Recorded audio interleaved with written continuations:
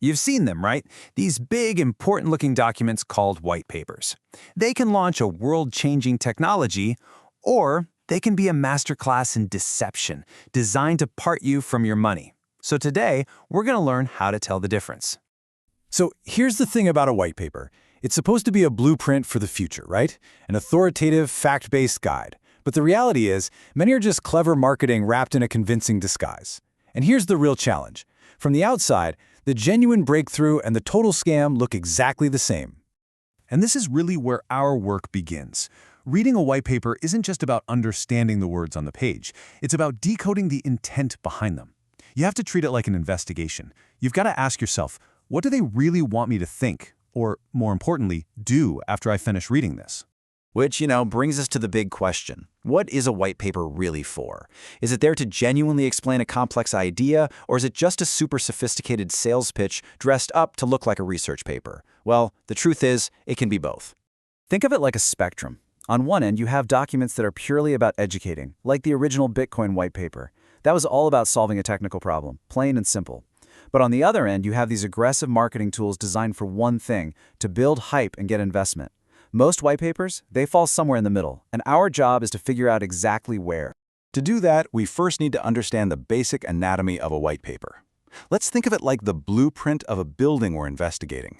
Every section has a purpose, and once you know the standard layout, it becomes way easier to spot when a wall is missing or something just feels off. Okay, so generally you're looking for these 4 key parts. First up, the problem statement. What exactly is the problem they claim they're solving? Second, the proposed solution. How are they going to fix it? What's the big idea?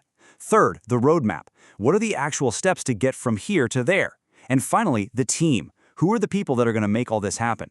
If any one of these sections is vague or worse, completely missing, that's your first major clue that something's not right. So, we have the layout. Now let's start looking for the actual evidence. These are the red flags, the telltale signs that tell you to slow down and be extremely careful. First up, and this is a big one, the promise of guaranteed profits. Let's be real, it's a promise that's impossible to keep, but it's so powerful because it taps into our desire for a sure thing. Any real project, any real business, operates in a world of uncertainty.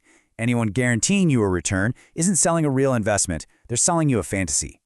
And right alongside that, you've got anything labeled risk-free. Look, every single venture has risks. There are market risks, tech risks, competition, you name it. A project you can trust is upfront about them.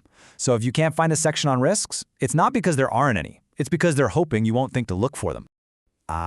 This one. This is just pure psychological warfare. Language like "don't miss out" or "limited time" is designed to trigger your fear of missing out. What we all know is FOMO. It's a classic sales tactic to rush you into making a decision before you've had a chance to really think it through. When you feel that pressure, that's your signal to stop and take a deep breath. A project is only as good as the people building it. So if the team is anonymous or you can't find anything to verify who they are and what they've done, that is a huge problem. I mean, ask yourself, why are they hiding? Sure, there might be some rare exceptions, but 99% of the time, anonymity is just a cover for a lack of accountability.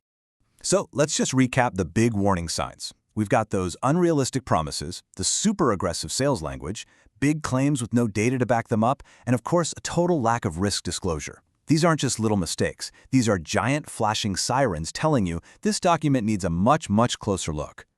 Okay, spotting those red flags, that's step 1. Now we're going to get into how to actually interrogate the evidence.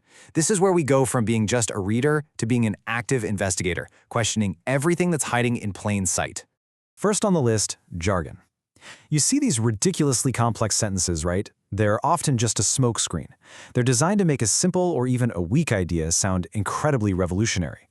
A project that's legit can explain what it does in simple terms. So if you find yourself drowning in buzzwords, just stop and ask, okay, what does this actually mean?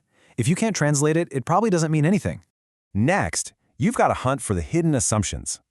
A white paper might show you this incredible projection of massive growth, but that projection is almost always built on some wild, unstated assumption. Like, for their plan to work, they might need to capture 70% of an entire market in just 6 months. Is that realistic? Probably not. So you always have to ask, what has to be true for this claim to actually work out? And please be careful with charts. They look like hard data, but oh boy can they lie. It is so easy to manipulate a chart. You just change the scale on the side, and suddenly a tiny little bit of growth looks like a rocket ship to the moon. Always, always check the numbers on the axes, check the time frame, and check where the data is coming from. Don't just get hypnotized by the shape of the line. Phew, we've covered a lot of ground. So let's pull all of this together. We're going to create a final actionable toolkit, a simple checklist you can use to make your own call on any white paper you come across. All right, here it is. Before you buy into any white paper, just run down this list. 1. Is the problem they're describing actually a real problem? 2. Does their solution genuinely make sense? 3. Can you verify the team? 4. Are they upfront about the risks? And 5, maybe the most important, is there any real hard evidence to back up their claims? This little checklist helps you turn a gut feeling into a clear, rational decision. And that leaves us with one last question.